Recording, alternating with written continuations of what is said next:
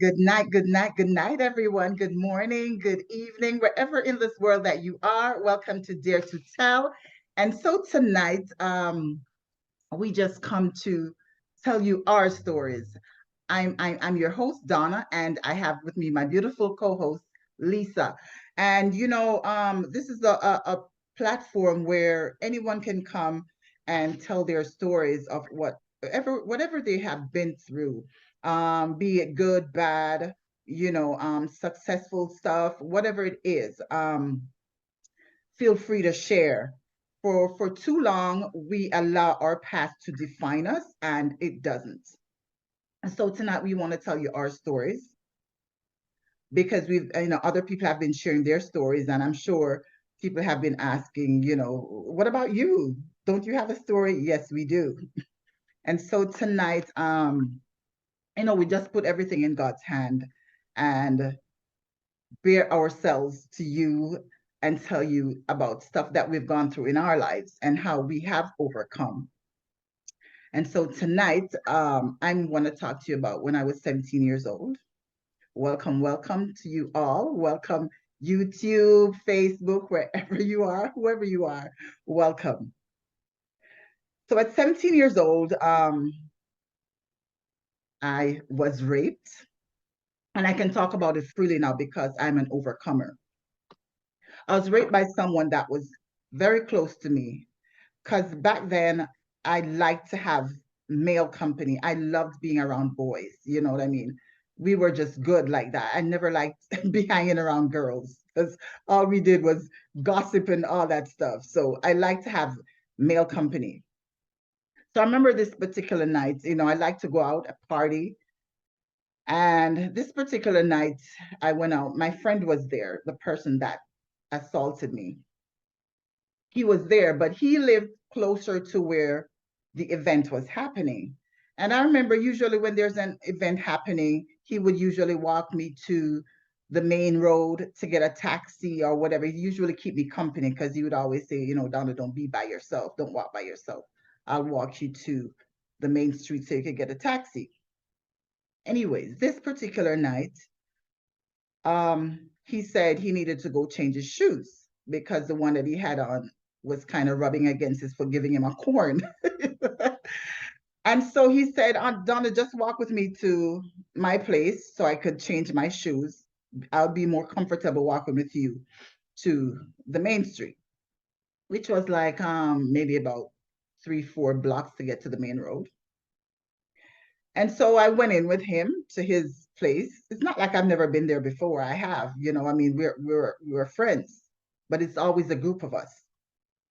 But this particular night, he was walking me to his to get the taxi. But like I said, he changed his shoes.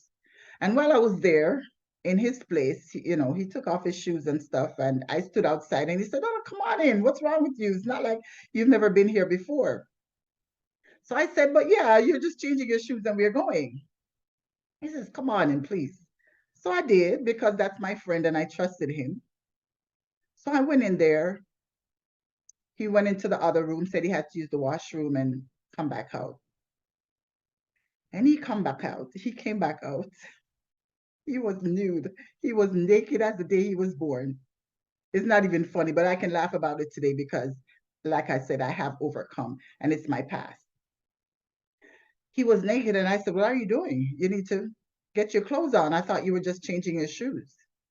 He looked at me and he said, "Donna, you and I cannot be friends. You're too sexy. You can't be my friend." In Jamaican, he said, "Me and you can't be friends. Never ever. How am I supposed to be your friend that you look this good?" You know. And I said, I thought at first I thought he was joking. Then he backed out his knife, like a big knife. And he said, "Donna, trust me, tonight is one night. We are no friends. But tonight is the night where you're just going to give me a body because I wanted your body for so long." And I'm there and I'm said, "No, you can't do this." I'm not going to call his name. But I said, "You can't do this. Come on, please. Stop it. Stop the joking. If you're joking, stop it." And he came up to me and he pushed the knife in my side and he said, "Oh, no, I'm not joking." And he said, come here. As a matter of fact, go lay down on the bed. I wouldn't move. And he said, Donna, don't let me hurt you. And when I looked in his eyes, I could see that he would really hurt me, because now I'm believing that everything that he's saying that he would do, I believe. So I went and lay down on the bed. And he says, take off your clothes. And I'm like, nope. And he started ripping my clothes. But in my mind, I'm saying, oh God, if he rips my clothes off, how am I going to get home? How am I going to go home? Because I can't go out in clothes all torn. And so I took off my clothes. He did what he did. And I'm telling you, in that very moment that he was having his way, my mind, my body was there, but I sent my mind to a place. I don't even know how I did it, but I sent my mind to a place where it was good thoughts, so I couldn't feel him and I couldn't smell him. And I lay there. And the only time I remember that I was there was when he jammed me in my side with the knife. And he said, whine. He said, move your body. And I started bawling. I bawled while moving my body, because now I had a cut in my side. And he said, Donna, you think I'm joking? You better move. Sent my mind back to that place, and I started doing whatever he wanted me to do. And when he was done, he said, put on your clothes. So I put on my clothes. I put on everything, and I just went through his door. And he said, wait for me, I'm going to walk you to the car. And I said nothing. I was dumb. For the whole night, I was dumb. And I walked to the main street. I didn't even care if he was there or not. And I went home. And that night I went home. I had no sleep. I laid in my bed and I could smell him. Well, I did take a shower and all of that, but I'm just trying to condense everything. I could still smell him. And it was like I had PTSD, SD. What's the name of it? PT, post-traumatic stress syndrome, PTSD. PTSD. Yes.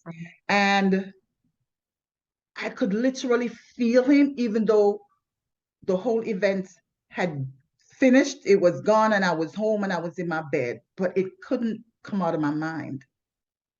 And I laid there all night and I thought, okay, what am I going to do? Am I going to go to the police? Am I going to report him? But those times I'm thinking in myself, because, I've heard these things happen over and over to people, and they reported it.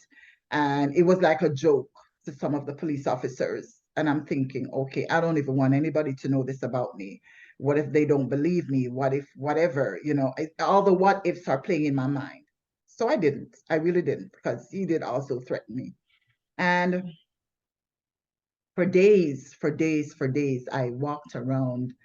I put a smile on my face, but in my mind, like you never see me so quiet. But in my mind, I was so hurt. I'm telling you, it was a scarring in my mind, because every day I walked around, I put a smile on my face as if nothing happened. I go out with my friends, we joke around, we do things, whatever. And I never told this to my family ever, not my siblings, not my mom, anybody. My mom was away at the time. Never told it. I walked around with this burden on me for years. When I told you, for years, it's stuck in my mind. So I want to ask a question, sorry, before you go on. Mm-hmm. You said this person was a friend. So was this a really close friend of yours that you had a regular relationship with, or was it somebody that, like how close of a friend was this? We were friends. We went to most parties together, like a group of us. We always go out together. But this particular night, I went there by myself, but he was there because he lived close to the event. But this was somebody that we went out all the time as a group, you know what I mean? And we would joke around and do stuff. And just as normal friends would do. So it was shocking. And that was one of the things that played over in my mind because I'm like, no, he didn't. Are you serious? Did my friend just violate me? And I just didn't know how to understand all of it. I mean, that was the day that the friendship broke. It was over and done with because I understood all this time he was my friend, that he was looking at me in another way and not as a friend. So I guess he was buying time. In my mind, he was buying time until he could do what he did, you know. And it was one of the hardest thing because I did shut down in some ways. I did because my other friends could see that there was something going on, but I would not relate to them. I wouldn't say, I wouldn't tell them what it was, you know. So, I just continued my life as before, but my mind was not the same. It tormented me because when I go to take a shower, I kept scrubbing myself, like really scrubbing, because I felt like everywhere I go, when I lay down, when I'm out, like I could smell him. And it tormented me for a long time, for years. I walked around and nobody knew what happened to me. They just knew that something in me changed. Funny thing is, I was never an angry person, but the happy-go-lucky person that I used to be, I was not a lot of that like before. Every now and then, yeah, I would laugh when friends have, we're around friends and they're joking around. But the normal Donna that I used to be was more quiet, more So subdued. did you ever like speak to him again after that time? Oh, never. I never went back to that area to do to any party. I never.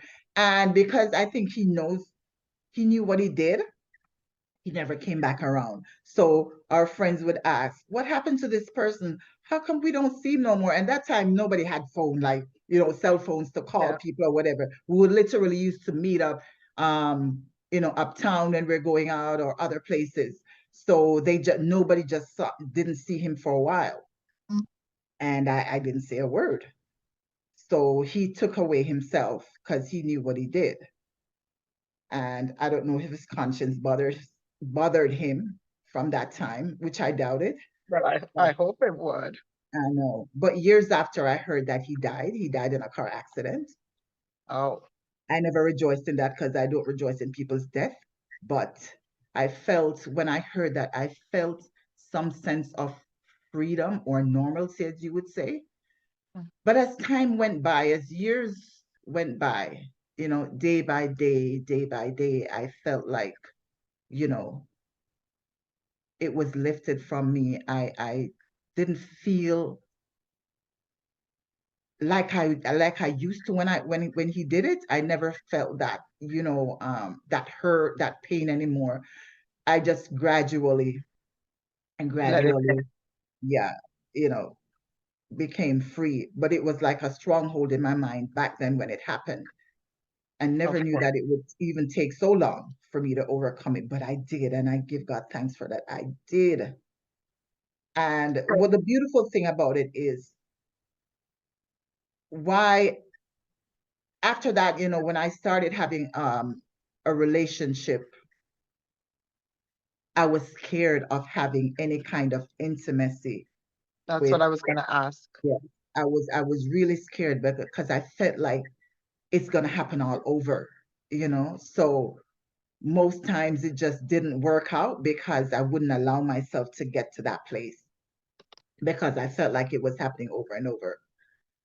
But as time goes by, like I said, I felt free.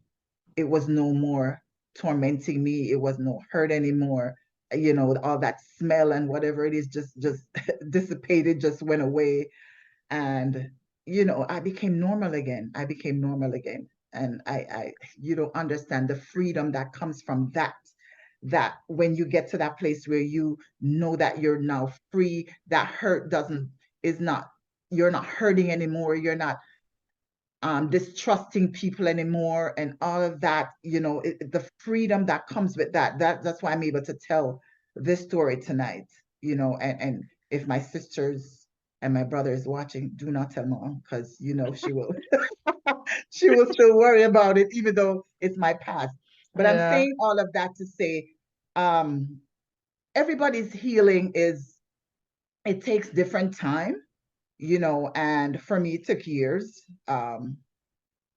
But I never let that my past or what happened to me define me because I understood that I wasn't the cause of it. I didn't cause him to do what he did. It was just in his warped mind. He chose to do what he did. He chose to violate me. And so, I'm now free and I'm thankful. I never allow it to define who I am today because the woman that I am today and what I've overcome, I am so grateful and I'm so proud of her, of me, for overcoming all of that. that's awesome. Because, sometimes you can be violated by someone, but when it's someone that you trust, Mhm. I think that makes it even worse because you when you trust somebody, you're free. You don't have your guards up. And Right. for someone to do something like that, it's like, now who do you trust? Exactly. You know? Exactly. Yeah. It- But Yeah. I am so happy that, it's something that you were able to overcome. Yep. And a lot of times it's because of the goodness and the grace of God Absolutely. why we can get to the places that we have gotten to in life. And now we can share a story so that someone out there who might listen to us might be able to save themselves Right. from going through a situation. Yeah. And to Yeah, know that they're not the only ones that have gone through. You're never exactly. alone. You're never alone. Yes, the event happened. Yes, it was traumatic. Yes, it hurt. Yes, your trust was also violated, but you can overcome. You can overcome because you're still alive today. You're still alive to tell your story. Do not allow it to define you. Do not allow it to hold you back from getting to the future that you so deserve. Do not allow it to make you mistrust people because not everybody is the same. And like I said, don't let it become a stronghold in your life. And when I say a stronghold, is anything that has power over you is a stronghold. So That's never right. allow your past to become a stronghold in your life. So true. I'm Yeah. so proud of you, my sister. You're a very strong woman. And I really appreciate the fact that you even have this program because, sometimes we can't share our stories just, you know, in our little corners that we are in. But, Yeah. this medium allows us to get it out there. And hopefully, what we're doing tonight, someone will be delivered, someone will hear our story, Yeah. and it could potentially save someone's life. Yeah. Yeah. And it's just great. I thank God for this platform. You're doing an awesome job, and I'm so happy to be alongside you to even Mhm. share our story. And so that Mhm. was wonderful. Hopefully your siblings. Will not tell mommy. I don't want to tell your mom. Oh my gosh, I know my mom is a worry ward, so I hope yeah, no mom they wants don't to show hear it to this. her. Yeah, because Always just she always see me as this strong woman. I said, Mommy, you don't understand. It's the strength that the Lord, it's just the strength of God in me. Because I'm telling you, this is like just a tip of the iceberg of what I've gone through in life. I will tell you other stories, as time goes by. But I don't know how I survived some stuff. Like I really don't know how I survived it and live to tell the tale. And I'm still standing today and still strong. And now that God is in my life, oh my God, I tell you, the devil can come and he won't prevail. it's the resiliency. You're resilient. You can bounce back, and that's one of the good things about, I say it's it's one of our strong points even as Black women. You Yeah. know, we go through so much, but we are able to bounce back. And that's is something that God has really blessed us with. And I'm so thankful tonight that we do know God. Because if we didn't know God, we may not have been able to get through some of the things that we've gone through, because Yeah. sometimes some people have experiences and it troubles them for quite a long A time. Like lifetime. you were saying, Hmm. the PTSD, it comes back, especially what you have gone through, having relationships that could really play a part, a big part.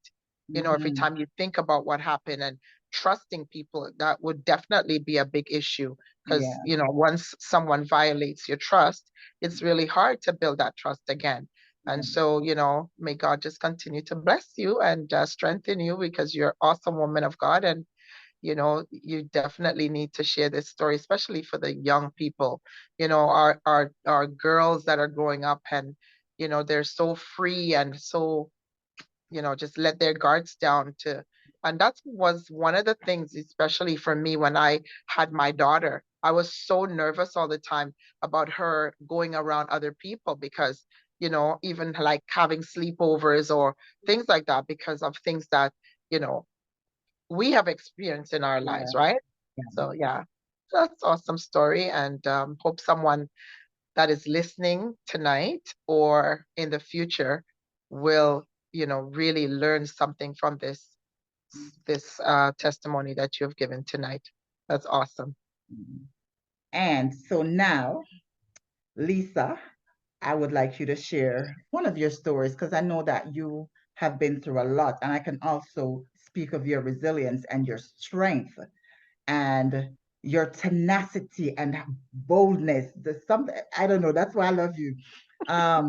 So tonight I would like you to just, tell a little of one of the stories that you've gone through, and let the audience know that, yeah, they're not alone. People have gone through stuff, and feel free to speak about it. And when you get to that level of freedom where you're able to speak, it means that you have overcome.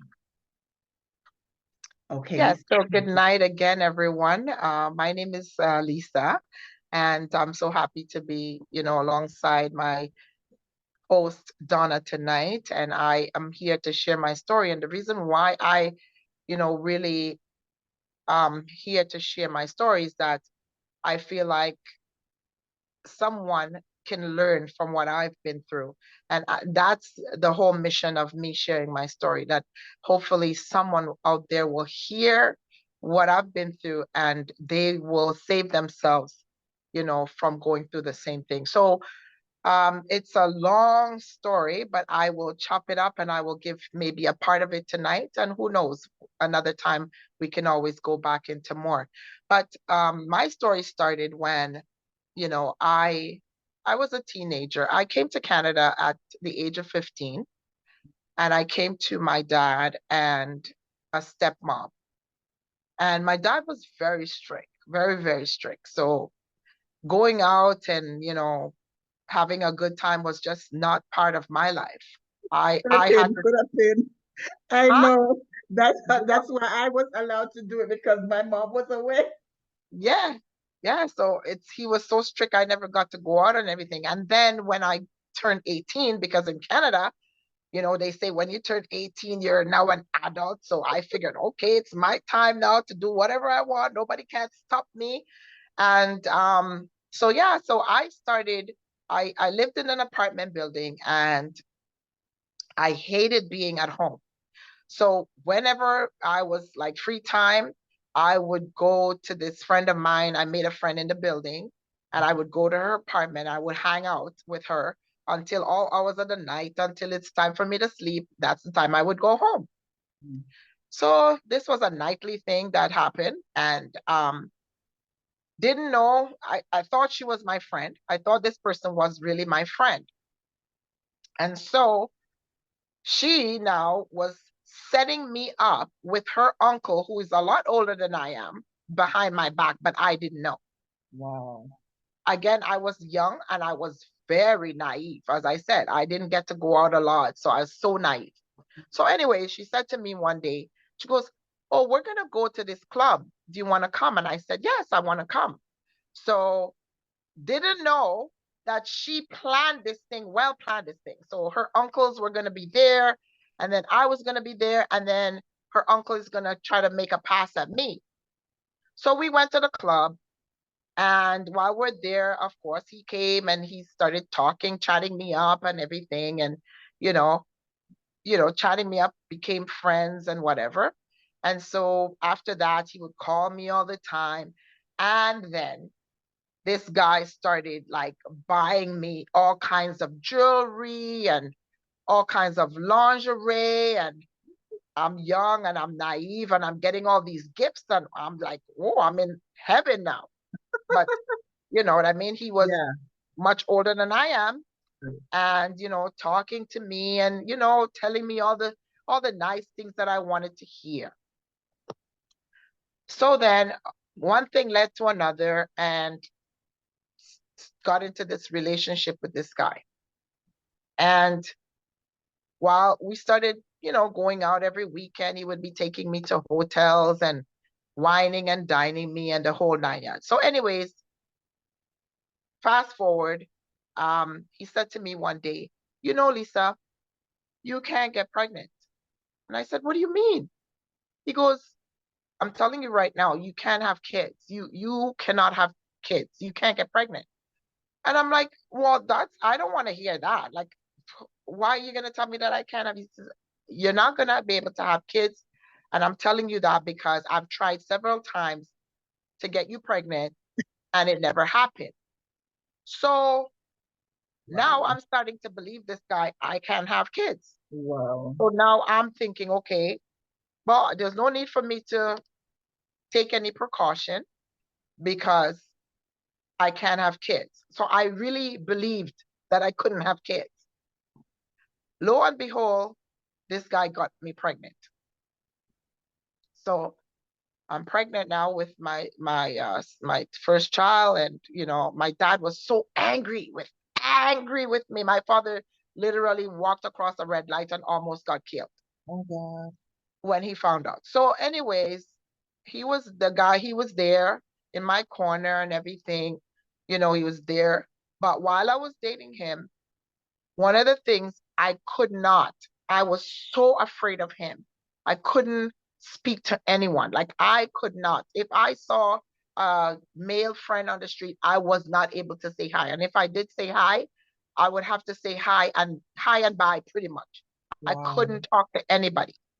So he started like manipulating me, and then he started controlling me. Wow. And then I became really afraid of this guy. Like I was dating him, I wasn't in love with him, but I had to force myself to pretend that I was in love with him because of how he was. And so he would say to me, you're not allowed to leave me. If you leave me, I'm going to kill you and kill myself. Oh my goodness. The control freak. Yes. So, needless to say, I'm now manipulated by him. I'm now controlled by him. And now I'm afraid of him. I I'm think in, in the beginning he realized how naive you were, yes, and that, yeah. So yes, he used the gifts to manipulate you and draw you in and to have his, oh my God. yes. And then he said to me, that he was in the army, and, they teach you in the army how to kill, and you don't have no kind of, you're numb to it. And so he played this manipulation game with me. Mhm. And he was manipulating me, and he knew he was manipulating me, and he knew that he had control because I, again, was very naive. And so we dated, and I had my son. And after having my son, I started realizing that one night we went out and this guy got really strange. And so that I'm so afraid of him. So I'm trying now to work out in my mind how I'm going to leave the relationship. Mhm. So then, anyways, fast forward again, I used to do like fashion shows and so forth. And I remember saying to him, like, that's it. I'm done. I don't want to be in this relationship anymore. But I said it when I was away from him. So I went to the fashion show the night, and then he was there. He came to the fashion show, and at the end of the show, I said to him, "I'm done. I don't want to be in the relationship anymore. You have a son with me. You can take care of your kid, but I'm done." So he said to me, "Well, let me take you home." So I said, "No, I don't want you to take me home. I'm gonna go home with my sister, and whatever the case is." And he's like, "Lisa, just let me take you home. Like, there's no need for you to be afraid of me or anything like that. I'm just asking you to take you home. You said you're done. I understand that you're done. I come to the realization you want to be done. So we're done. Don't worry about it." And he kept going over and over. And I'm like, I don't want to go home with you. I want to go home with my sister. And he's like, "Just please allow me just to take you home. I promise you, once I take you home, that's gonna be it. We're done." So I said, "Okay, fine." But because, like I said, he had started acting strange before, so I didn't trust him. So I had said to my sister, "If one of these days you see that I do not come home, it's not because that I don't want to come home. Mm-hmm. It's because something is wrong with this guy because I don't trust him." So, anyways, that night, I said to my sister, "Okay, he said he wants to take me home. Okay, let me just go home with him, go home. But if you see I don't come home, you know something is wrong." But So why I went did with you him. though? Why did you, Huh? even though you had started realizing that you can't trust him, why did you even attempt to go with him? Because he kept prying and pushing and, begging and pleading with me that night. And he was just going on and harassing me, and he wouldn't stop. He wouldn't stop. Yeah. So I said, "Okay, fine. I'm going to go with you this one time, but take me home, and that's it. We're done. I'm not in no relationship with you anymore." And Donna, I don't know why I gave in, but I gave in.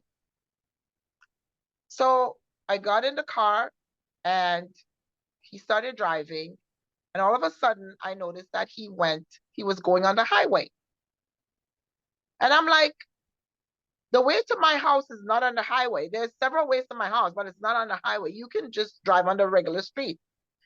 And by the time I opened my mouth to say, "Where are you going?" Like, I need you to take me home. The next thing I know, I felt like one backhand in my face. So, of course, at that point in time, I'm now going on the highway. This guy has now hit me, and now I'm scared. I'm frightened. I'm nervous.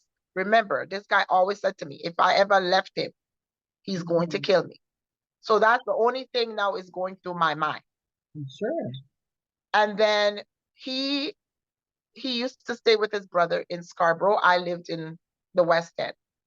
So all of a sudden we're heading on the highway. I'm like, "Where are you taking me? Where are you taking me?" He's like, "Just shut up." And he kept, going on, very abusive, carrying on and whatever. So then I realized I didn't know where we were going, but after the long drive of going from the west to the east, I realized that he was taking me to his brother's place. Mhm. So we got there. He told me to get out of the car, got out of the car, and we went upstairs to his brother's apartment. When I got in the apartment, he brought me into the room where he was staying, and he locked the door. And of course, at this time, it's like I am very nervous. Of course. And I don't know what's going to happen to me. And at this point, I'm thinking, okay, well, maybe that's it. I'm going to die. Like, I'm going to Like die. he said, yeah. Yeah. So in the room, he pulled out a knife. He put the knife to my throat, and he said, "I'm going to kill you." And of course, a million things is going through my mind at this point. I'm nervous. I don't know what to do. I feel helpless. I feel like, I'm stupid because why did I believe this guy? Why did I come with him? And a million things are going through my mind. So he's taking the knife and he's passing it over my eye and he's pressing down on my eye. And I'm feeling like, oh my God. He's taking it and he's passing it on my throat and he's pressing on my throat with the knife. And I'm like, oh my God, like, what are you doing to me? And I'm at this point, I'm bawling, I'm crying. And I'm like, why are you doing this to me? And then he went on, he started, of course, raping me, Having his way up. doing whatever he wants to do to me. And he's doing this for quite a long time. He's going over and over. Then he would stop. Then I would sit there and I'd be crying. And then I'd be like, can you please just let me go home? And he's like, shut up. Mm. And then he kept doing all kinds of stuff again, abusing me, pretty much abusing me. Then I sat there for a little bit and I started falling asleep. And he would be like, you're not allowed to sleep. You can't Mm. sleep. Wake up. And so I was tired. I was stressed. I was just, God Traumatized. alone, tra Yeah. traumatized to the, I don't even know, traumatized, like Mm. traumatized. And I am just praying in my mind. I am just praying and I'm saying, God, please, I'm begging you to please just get me out of this. If you get me out of this, God, I am not ever going to give this guy another chance to hurt me like this. And I'm praying in my mind. And again, all night, all night, I'm suffering under the hands of this man. Abuse, abuse, abuse, abuse. And till the morning, morning came. And in the morning, um, at least I said, I was happy. God, you brought me through the night. Now what's going to happen? And anyways, I was there. That time we never had any cell phones. So it wasn't like, I could squeeze and if he fell asleep or something, make a call. I didn't have that. So in the morning, the house phone rang and it was my sister because my sister, she knew him, she knew his brother too. And, so and I told her if I don't come home, I'm with him and you know, I'm not there because of choice. Right. So he started talking to her and then he passed the phone to me. And before he passed the phone to me, he's like, you better not say anything because if you say anything, I'm going to kill you. So my sister, asked the question. No, my sister said, I have our brother on the phone. She goes, so talk to him. So my brother came on the phone and he goes, just say yes or no. Are you are you okay? No. Are you being held against your will? Yes. Is it so and so person? Yes. Did he hurt you? Yes. You want me to call the police? Yes. Of So my course. brother said, huh? Of course. So my brother said, don't say anything. Just, just stay put. I'm going to call the police and, we're going to get you. And I said, okay. And I handed back the phone to him. And then he hung up the phone. Of course, he's close to the phone trying to listen, but I'm only, trying to say yes or no, but I'm trying to hold the phone where he couldn't hear Right. my brother. So anyways, needless to say, I was there all day, again, all day, going through the same torture. And then at around 6 p.m. In the evening, all I heard was the door being unlocked. And of course, I'm like, okay, some form of freedom is coming because somebody is at least coming in the house. And when the door was unlocked, all I heard was, it's the police, whoever is in there, come out with your hands up. So why did they take so long to come? If from the time when your brother spoke to Donna, you on the phone.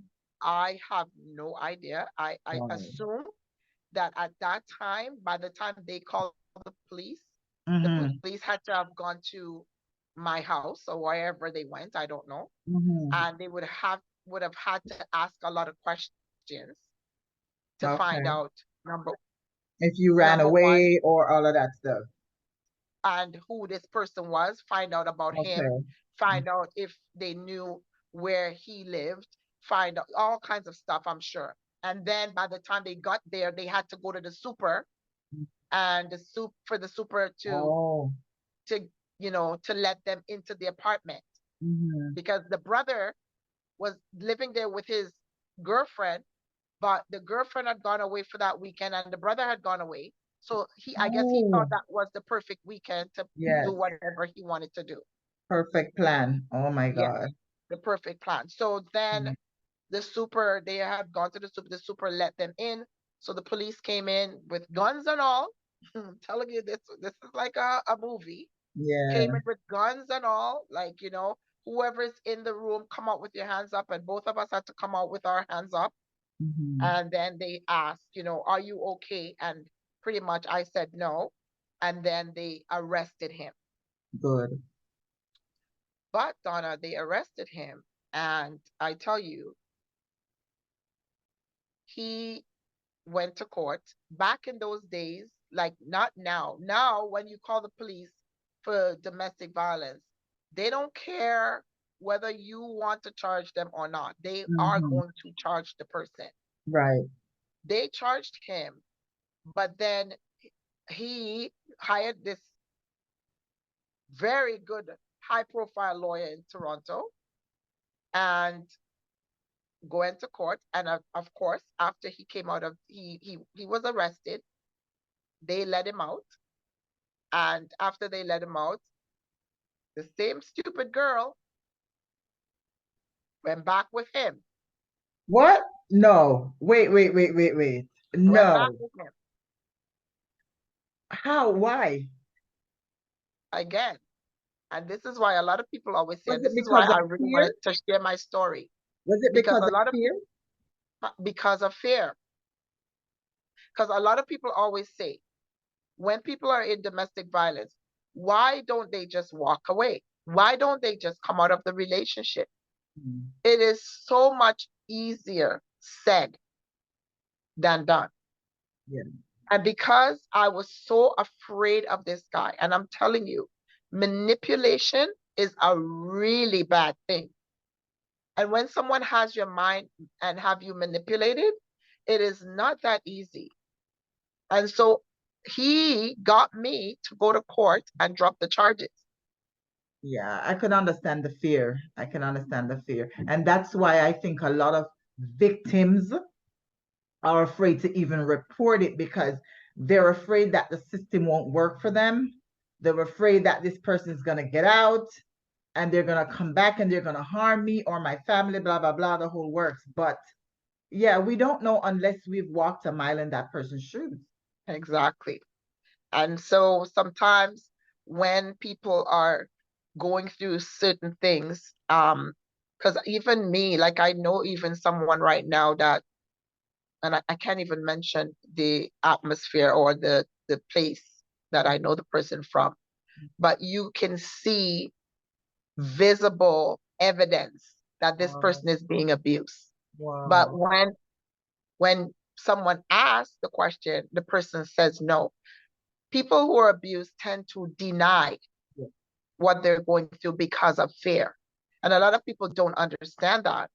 But until, as you say, until you have been there, then you understand.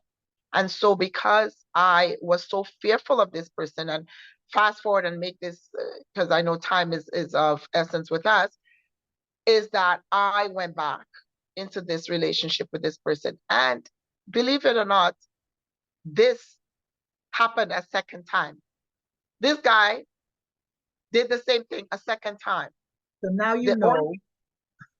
So this second time, does it make sense to call the police? Does it make sense? Because why did you go back to the perpetrator?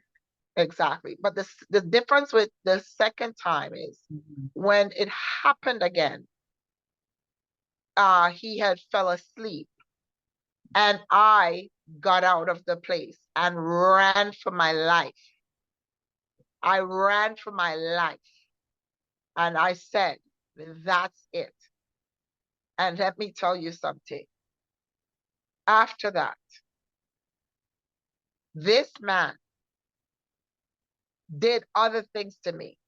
That is another story that I we cannot even go into tonight. That is another part of my story. But you ran And away from him.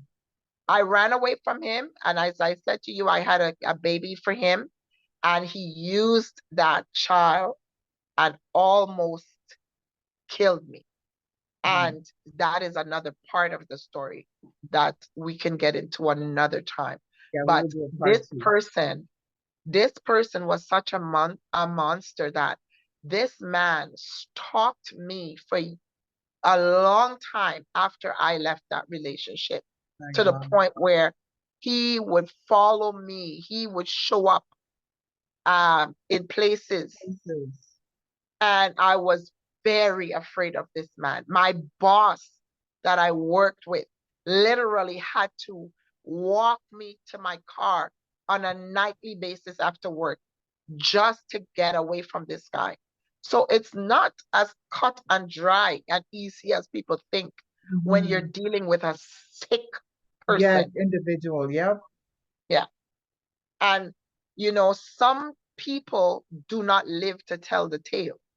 But absolutely. God be the glory that God brought me out, that Yeah, I can sit here tonight and tell the story, because not everyone have this opportunity because they couldn't get out of it. yeah, And so that was just a, a real synopsis of part of my story that I've been through, where domestic violence and manipulation yeah. and, And you were young, so it's easy for him to, manipulate you at the yeah, time, and the way how he did it with the jewelry and the gifts and all kinds of stuff.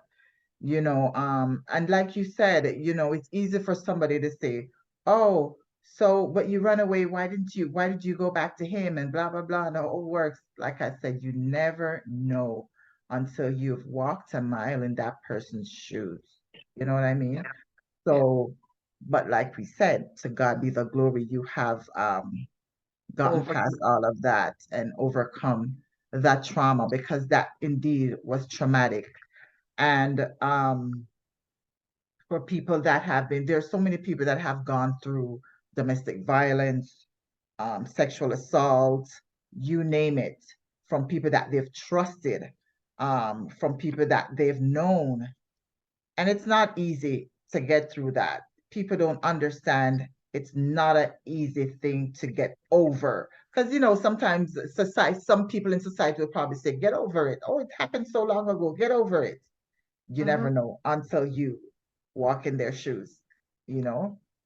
And I yeah, pray to God that that never happens to and anyone, but yeah, and as I said, one of the reasons why I was happy to share that is because there sometimes we have daughters, we have young people in our midst, and they're in relationships, and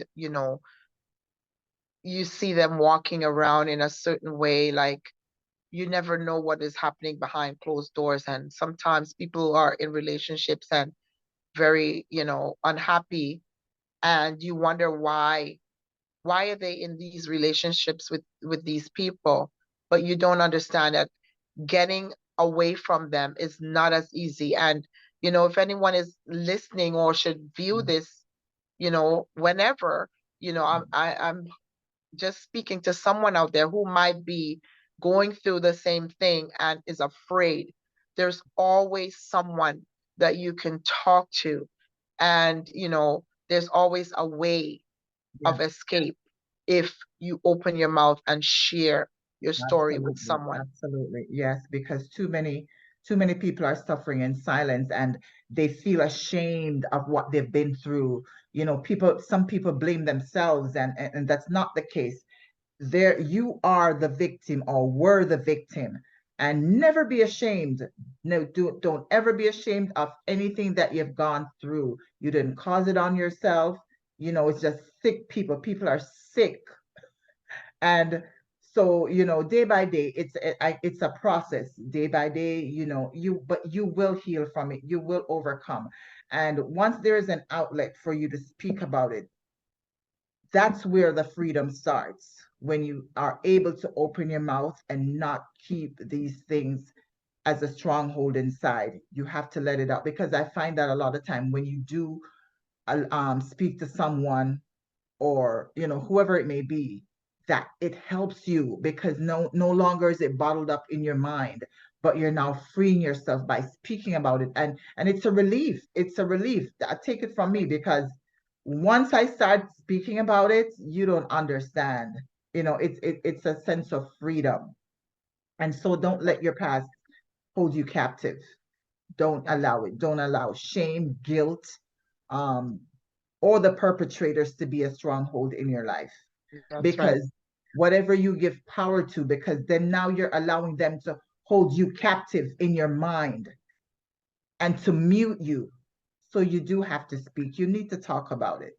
It will help you. And right now, in this world, there are so many places that you can go to. Find a friend, uh, a church, someone that you can actually confide in. And don't be ashamed. Don't be That's right. ashamed of it. Mhm. Yes, That's right. Lisa. Exactly. What else Mhm. can you add?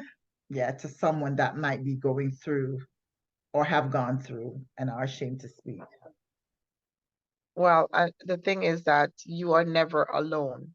You're never alone. When you open your mouth to share your story, you always realize that someone has gone through something similar.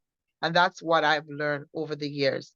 When you share what you're going through, you have the potential of saving someone else's life. And like I said, it's not everyone that are lucky to come out, because a lot of times, as you were mentioning, sometimes you feel like it's your fault. These people always find a way of making you feel like you have contributed to Yeah, what you have gone through, yeah, and they make you feel guilty. And so there's no guilt. There's no guilt. You are a victim, and you should never feel like, oh, allow anyone to make you feel otherwise. that's right. If you are a victim, you share your story so that you can save someone else from going through what you have gone through. And every time I talk about it, someone always has something to say to me that, you know what, they have been through something similar. And Mhm. sometimes people hold things inside because they feel, you know, someone is going to judge them if they share their story. But the more you speak about it, is the more freedom you bring to others. Yeah. And then they can share their story. Mhm. And, you know, one one person tells another person, and maybe that person might know somebody who's going through something similar and do not want to talk about it. But then Mhm. when they hear somebody share the story, they can run to them and say, you know what, I heard someone that had a story similar to yours. So you're not alone. And this is what Exactly. I'm trying to convey tonight. You are Mhm. not alone. So Absolutely. if you've been through something, don't hold it as a secret. Share, because you might be delivering someone that you don't Mhm. even know. Mhm. Absolutely. And at the same time, allowing yourself to get a sense of freedom from it, because Correct. once you release it out of your mouth, I'm telling you, you don't understand the freedom that you will feel in your life. Like for me, when I give my story, I really don't care who judges me because you are not my True. God. I Yeah. don't live by people's judgment, because when you know who you are, and the fact that that's what causes a lot of people not to speak, because like Lisa said, you're afraid of being judged. criticized, looked down upon, and all that stuff. But don't, don't allow it. Don't allow it. Free your mind. Yep. And I really, your story I think is amazing because to me, as young people, sometimes we can be so trusting Mm-hmm. and, you don't want to go around, with a wall up all the time. But, Absolutely. you know, the young people, especially our young girls, they're so trusting, everybody's their friend. And as you said, for me growing up, I prefer to hang around with guys as opposed to women because Yeah. to me, women was always like into gossiping or girl Yeah. cat fights Yeah. and all of this nonsense. So Yeah. I always like to be around guys. Mm. And you trust your guy Yeah. friends and then Yeah. they turn around and violate you. So Yeah. this is a powerful story to tell, Mm. to young girls. Like, Yeah. just you have to be very careful. You have to be very, Yeah. very careful, Yeah. It's just so that, and try not to, yes, because you do have to trust somebody mm, sometime, yeah. but you try not to, because after that happened to me, I said, I would never put myself in a situation where I'm alone with a male friend, so to speak. And, so I was much guarded back then. And but it never stopped me from trusting another male. You know what I mean? I just Mhm, it just got to the place where I was afraid of intimacy because I was scared that it was going to happen. It was happening all over again, even though mm, I knew that it wasn't. But your mind, and especially if you're suffering from the memory of what happened playing over and over in your mind, and but you will overcome. I promise you, you will overcome. The fact that you're still here and you're still standing means that you should share your story, because we don't understand sometimes things that happen to us in life. It's not really for us, but God allows those things to happen so for somebody else, for us to set somebody else free. You know what I free. mean? Yeah. So things that have happened to us, and people would probably say, but why would God? We don't understand the things that we've gone through, how it makes us stronger every day, the Of strength course. that it develops us. You know what I mean? When you think of a diamond doesn't look like a diamond at the beginning. It went through stages, it went through a lot of stuff. The process might be hard, but when you come out, I tell you, Pure gold. yeah. Pure gold. So so the process might be hard and things will happen and you wonder why you. You're here to deliver somebody else that has gone through the same or worse. So don't be ashamed. Tell it. Tell your story. And if you do have a story to tell or to share, you can call us on WhatsApp. The number is 437-755-5086. Again, that's 437-755-5086, and we're available on WhatsApp. So feel free to call, share your story. You can also be anonymous. You don't have to show your face, but you can tell your story, because I promise it will help somebody else. Any last words, Lisa? Well, as you said, Dare to Tell is a platform that gives freedom to speak. If you have something where you think you can help someone, we surely invite you onto this platform to share your story. Someone out there is waiting to hear from you. Don't feel ashamed. Don't feel, like you can't move on in life because as we have shared tonight, we have overcome our situations that we've gone through, and these things have made us stronger. And as Donna said, you know, it's a freedom that you get once you are able to speak about what you've gone through. It means that you have been delivered. It means that you have overcome and you are able to help someone else that's going through. And that's our mission in life. Our Yeah, mission is just not to be here living our lives just for ourselves. Our mission in life is to help someone along the way as we travel on. And so tonight I absolutely. hope that someone out there would listen to what we shared and you know may know someone that is going through, and you can, even play this over for them and let them know that there is a light at the end of the tunnel. They're not alone and they do not have to be alone. Yes, and you can find us on Facebook at Dare to Tell. We're on YouTube as well, Dare to Tell. We're on IG, Dare to Tell All. And again, let me give you that number. It's 437-755-5086. If you have a story to share, please share. We welcome you. And so, to all the audience, all the viewers out there, we just want to say thank you for tuning in. Thank you for watching. Please like, share, and subscribe. And we're so grateful to have you with us. We're so thankful that you could be here to hear our stories and to also tell someone else that, they could share theirs. Thanks again, and have a wonderful day, night, or evening, depending on where you are in the world. And I thank you one more time. God bless. Thank you, Donna. Thank you, Lisa. Thank you so much.